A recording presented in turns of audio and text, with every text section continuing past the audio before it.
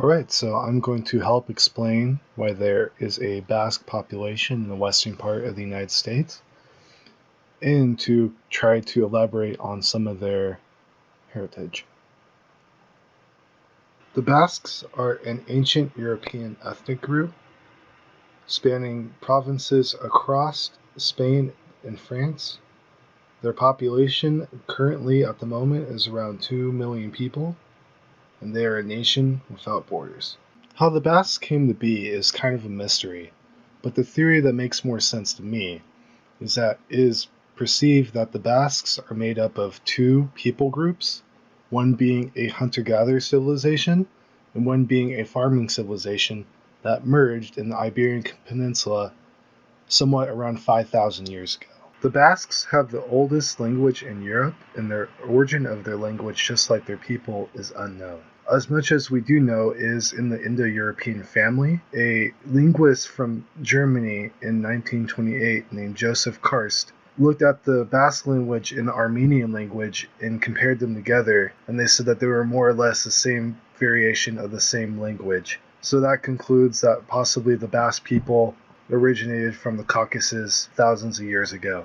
The Basques came to the New World by following the Spanish and the French wherever they went. French Basques went to the territory of Quebec, and Spanish Basques went wherever the Spanish went all throughout North America and South America. Here is a ranking of states that have the most Basque people and most Basque ancestry. Idaho, with the Boise Metro, has the most Basque people per capita, saying that their metro area as well as their state has with 0.5% of their population either being Basque or claiming Basque heritage. Humboldt County in Nevada claims to have the most Basque people in their county with the percentage of 4.2. So this is something I came up with and I like to call the Basque Triangle, quote unquote. It stretches from Seattle to Los Angeles to Denver and back to Seattle again. And this triangle is supposed to represent where the major concentration of people from Basque heritage are in the United States, with the city of Reno being the cultural epicenter of the whole triangle. So now to answer the question, why are Basques in the western part of the United States? Well, that question is actually a two-part question, but we're going to go ahead and answer the first part, and that is because of the Spanish caste system. And let's explain how that became in the next segment. So seeing that the Basque lands is split up between the Iberian Peninsula and Gaul, after the Roman Empire fell, Christendom spread to the lands at the end of the Republic, and therefore kept there due to the Visigoths.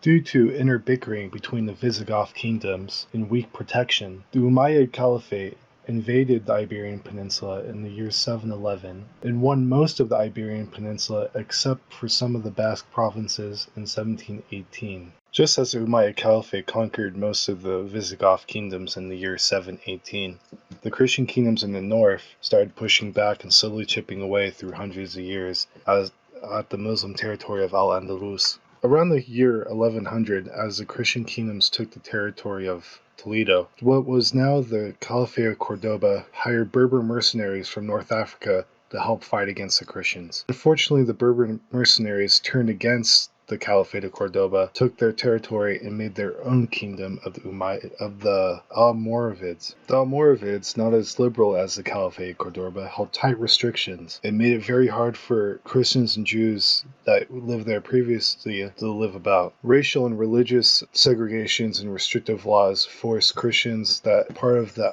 Almoravid kingdom to go up north to live with the Christian kingdoms in the northern part of the Iberian Peninsula. From 1236 to 1248, the Christian kingdoms took over Sevilla, Cordoba, Valencia, and all was left was the territory of Granada. In the year 1492, Queen Isabella pushed the kingdom of Granada out completely. Remember, nobody expected the Spanish Inquisition. Haha. Remember how I said that the Almoravids had a very restrictive government and they held tight restrictions on religious and ethnic classes?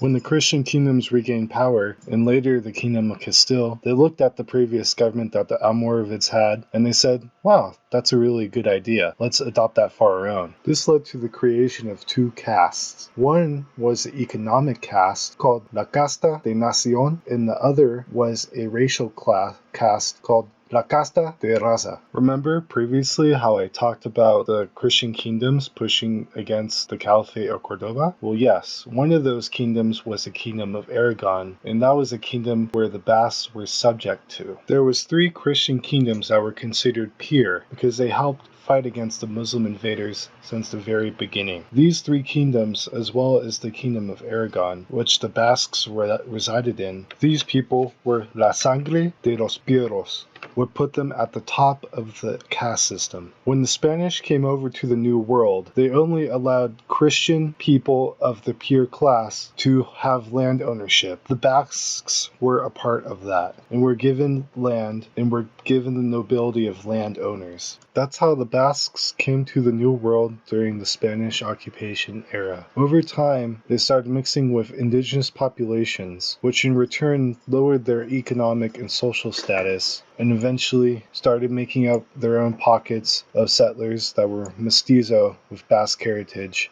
becoming farmers and ranchers. As Mexico gained independence, a lot of Basque people stayed in their lands, in the western part in what is now the United States. After the Mexican-American War, they still stayed, and Basque migration from their homeland in Europe continued. Around the years of 1840, Basque migration to what would become the United States peaked. They came over as shepherds, and some of them, acquiring enough money, would open up a store. In return, would send letters back to the Basque country, having their family members or even friends come over to help out. This is called the process of chain migration. The majority of their populations resided what is the Pacific Northwest, northern Nevada, Idaho, and some of what is now Los Angeles. During the American occupation, they migrated to Oregon, Utah, Wyoming, New Mexico, and Texas. And a lot of them went to the Sierra Nevada mountain ranges during the California Gold Rush. The Basque immigrants, being primarily shepherds and sheep herders, roamed the vast countryside relatively alone amongst themselves. It is said that when the railroads or big industry came to town, they would get up and leave, preserving their solidarity. In the early 1900s even, a lot of Basque people came over to the United States to earn money and go back to the Basque lands in Spain to either buy farms or to start businesses after acquiring some wealth and adopting American business practices, although some stayed behind. After doing the research on this topic and understanding life from the perception of the Basque culture, what surprised me most about them is that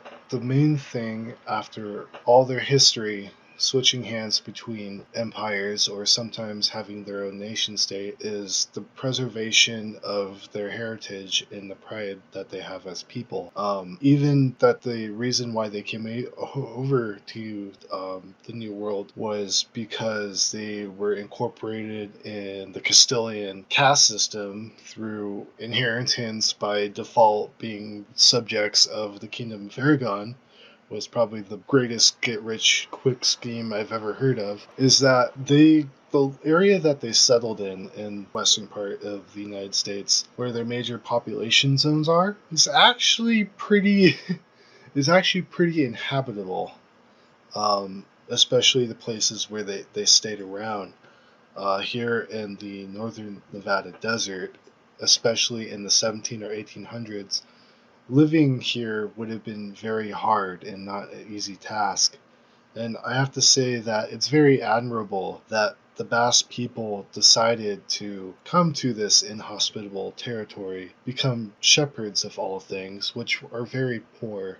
Shepherds are not known for making a lot of money, and historically known for working very hard. And the fact that this people group just wanted to be alone by themselves amongst other people of Basque heritage and be one with themselves and their culture alone in the desert is something kind of admirable, but I think it's kind of something to look up to at the same time. These people, all they really want is themselves and the preservation of their culture, and I think that's something very special, and I think that is something that is very honorable at the same time. So I hope you enjoyed this video. Please subscribe to the channel, and I'll catch you guys around. Ciao.